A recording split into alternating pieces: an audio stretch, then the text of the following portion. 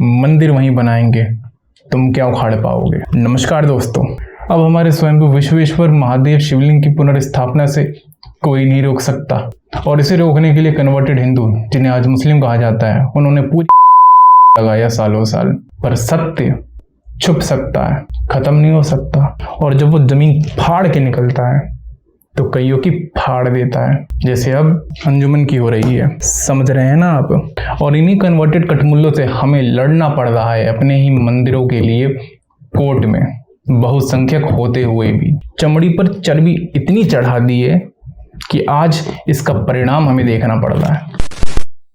ये भागते भागते गए सुप्रीम कोर्ट कि हमारे बाप दादा इसे रुकवाओ, पर वहां हमारे सीजीआई ने चटनी चटाई और हाई कोर्ट भेजा, और हाई कोर्ट ने कहा हाँ आइए, आप ही का स्वागत है, आप ही का तो इंतजार किया जा रहा है।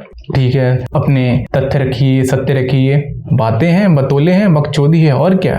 साक्ष्य कुछ और बोल रहा है, तथ्य कुछ और बोल रहे हैं। औरंगजेब खुद लिखवा के गया है, पर इनकी बकचोदियां कम थोड़ी ना होंगी। ये तो करते जाएंगे। किसी तरीके से ये केस सालों साल जिंदगी भर चलता रहे, क्योंकि इसलिए तो ये 10 से 15 बच्चे पैदा करते हैं, सिर्फ इसी काम के लिए। कोई काम धाम थोड़ी ना है इनको। दोस्तों, प्रत्यक्ष को प्रमाण की जरूरत नहीं होती, और यहाँ प्रत्यक्ष चीख कर कह रहा है कि मैं ही हूँ ज्ञान वापी मंदिर, मैं ही हूँ। पश्चिमी दीवार चीख के कह रही है, पर ये चीख एक सामान्य व्यक्ति को सुनाई देती है, असामान्य को नहीं।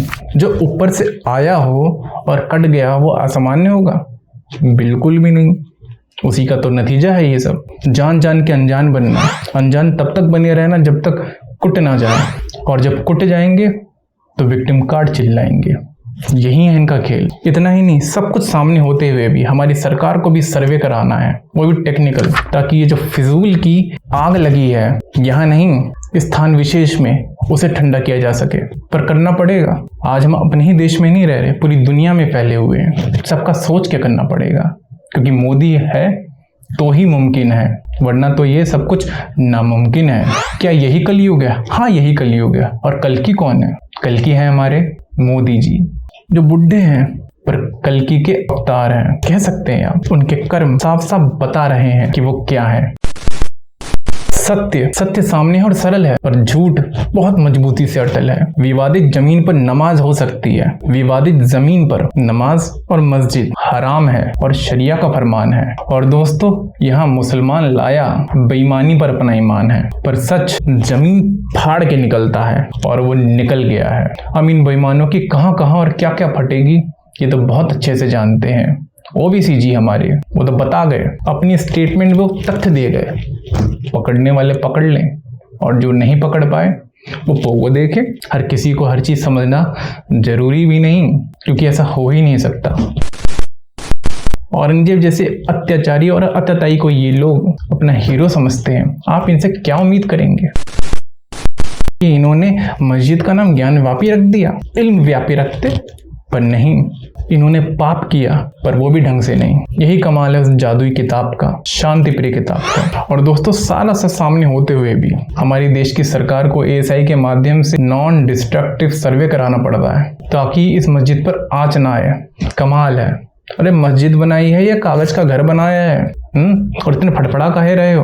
आपके घर में कोई अगर कोई चीज जानने आए तो आप कांपते हैं? नहीं, चोर ही सबसे ज्यादा सीना चोरी करता है। जो सच है, सत्य है, वो कभी सीना चोरी नहीं करता। और ये चीख के चिल्ला रहे हैं कि ये मस्जिद है, और जब सत्य सामने आ जाएगा तो कुछ और ही चीखेगा इनका, और वो आवाज पूरी दुनिया सुनेगी। अभी तो मथुरा भी बाकी है, और जब ये होगा तब क्या क्या बाकी है, ये सह पाएंगे? इन सबको घर वापसी कर लेनी चाहिए।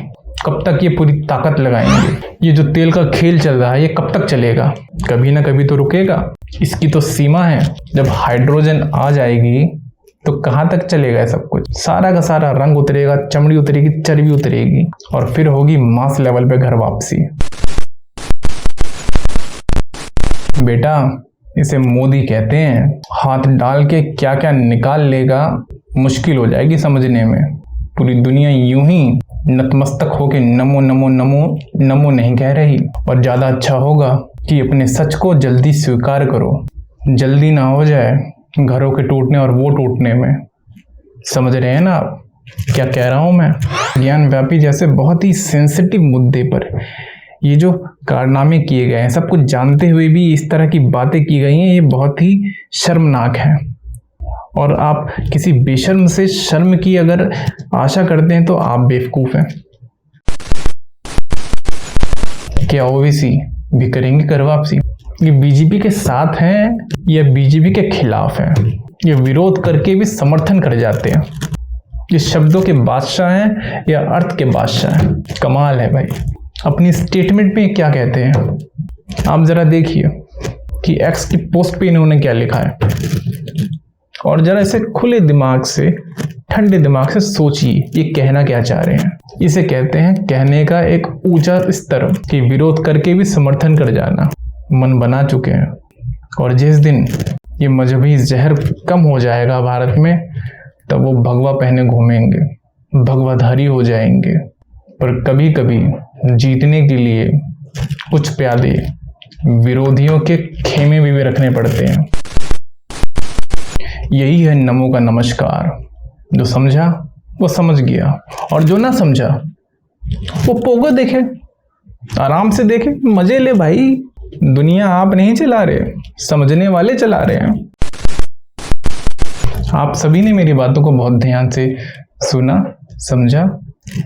इन सभी के लिए आपका धन्यवाद, और इस वीडियो पर अपनी राय ज़रूर ज़रूर ज़रूर दें, और वीडियो को ज़्यादा से ज़्यादा लाइक, सब्सक्राइब, शेयर ज़रूर करें। अब मिलते हैं आपसे एक नए मुद्दे पर। आप सभी का धन्यवाद।